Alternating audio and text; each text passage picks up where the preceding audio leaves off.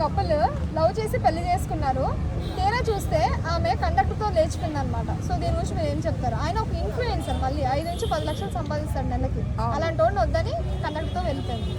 ఆయన గురించి వద్దని కండక్టర్ తింటే 10 లక్షలు వద్దట. 10,000, 20,000, 30,000 కావాలన్నట. 10 లక్షల మొగుడు వద్దట.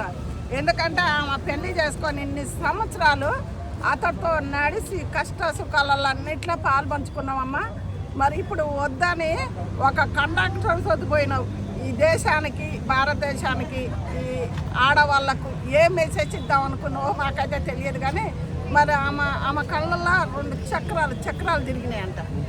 కండక్టర్ బస్సులో వస్తుంటే ఎక్కింది కదా, ఆమె 2 కళ్ళల్లో చక్రాలు తిరిగినాయట.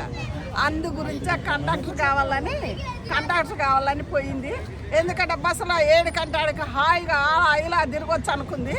ఈ 10 లక్షలోడు ఎందుకు నాకు? ఆ 30,000, 20,000 ఉంటాయి కదా, అదే సరిపోయింది. కానీ అమ్మ నువ్వు దేశానికి ఏం మెసేజ్ ఇచ్చినావు తల్లి, ఆడవాళ్ళకి ఏం గౌరవం ఇచ్చినావు తల్లి. మా ఆయన మొత్తం తెచ్చుకున్నావు. ఇలా సోషల్ మీడియాలో ఎక్కడ చూసినా ఏడ చూసినా అదే.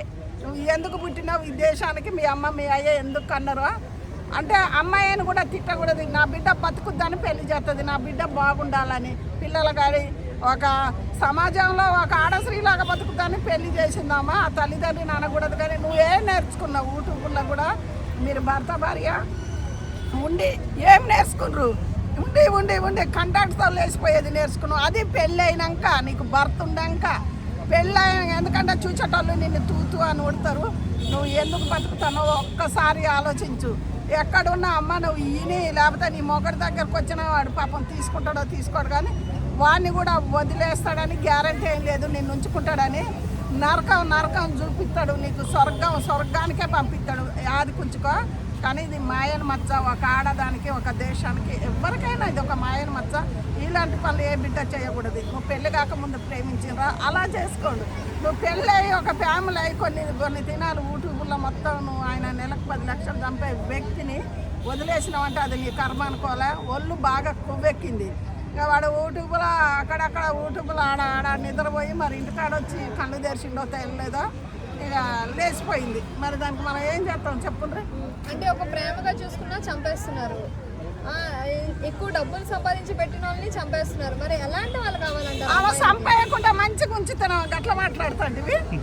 ఇంకా సంపేయకుండా పోయింది. ఆ 10 లక్షలు ఏదో ఇంతో అంత ఆస్తిని కూడా కాపాడి ఆమె పోయిందంటే నా పెనుడి మీద ప్రేమ ఉందిలే. కానీ ఆ కండక్టర్ ఉండా వానికి కట్టెలు పెట్టి తోయాలి. ఎందుకంటే ఒక ఫ్యామిలీని వీడు జడగొట్టినట్టుగా ఒకవేళ ఇది వాళ్ళు కొవ్వెక్కి వచ్చింది అనుకో, అమ్మ నేను బస్సు తోలి బతుకుంటాను, నీకు భర్తుండు, అమ్మ నువ్వు ఇలా చేయొద్దని వాడు ఒక్క మాట కూడా చెప్పాలా. వీని బాధాలే, లేకపోతే పోలీస్ స్టేషన్లో అక్కడ నుంచి తొక్కాలి. ఎందుకంటే అరే నీలాంటి వాళ్ళు బస్సు తోటి బొచ్చాడు మంది ఉన్నారు, ఎవరు చేయలేదురా ఇలాంటి పని.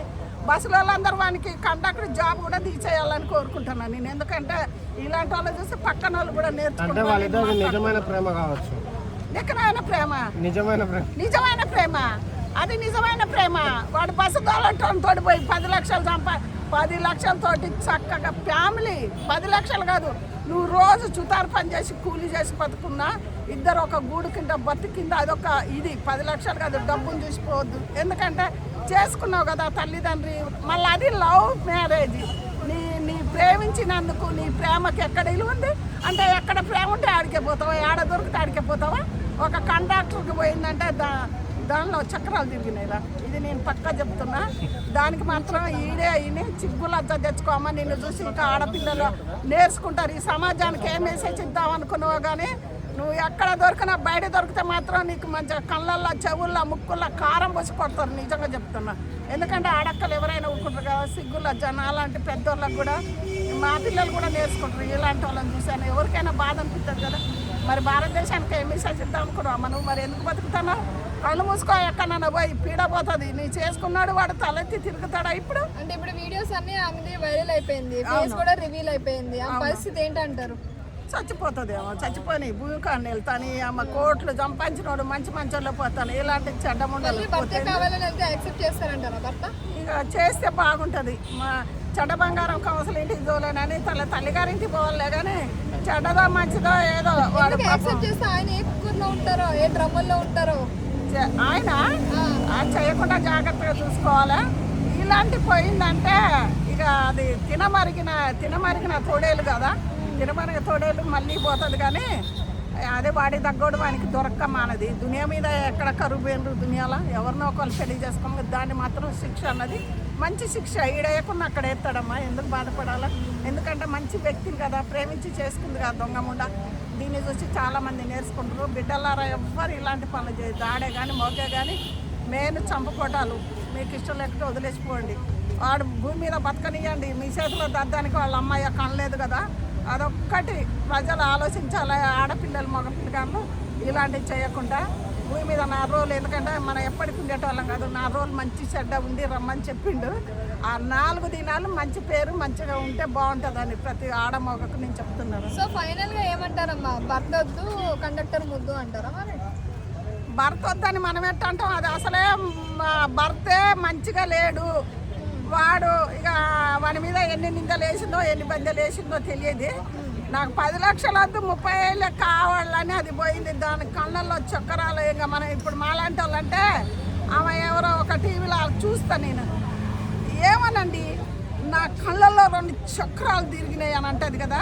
ఈ లంజముండ కూడా అట్టనే చక్రాలు తిరిగి కండక్టర్ మీద బస్సులో పోతుంటే ఆ టికెట్లు ఆయన కొడుతుండు కదా, వాడికి దాని కంట్లో పడిపోయిండు ఆ కండక్టర్. అది టికెట్ కొట్టినప్పుడు